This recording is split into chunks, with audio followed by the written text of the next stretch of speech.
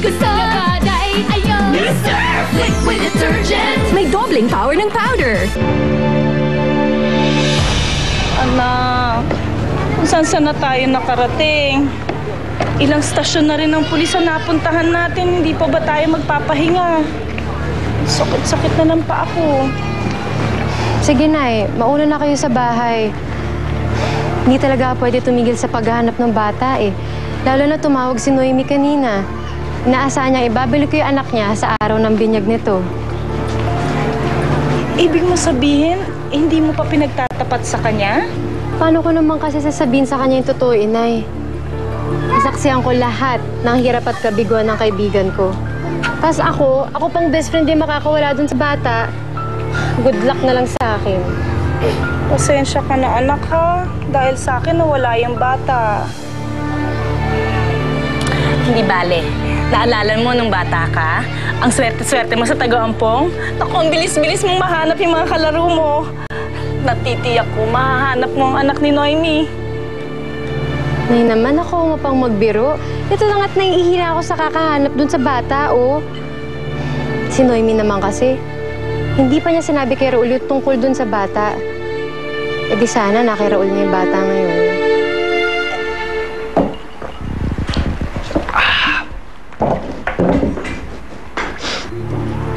Wow! Ito ba ang lalaking nangakong tatayo sa kanyang sariling paa? Paa mo, oh. Nakataas pa. At umiinom pa ng alak. Pasarap sa buhay. Konting relax lang ho. Kung mamomotor nga eh, kailangan lang isang paminsan-minsan para gumanda ang takbo eh.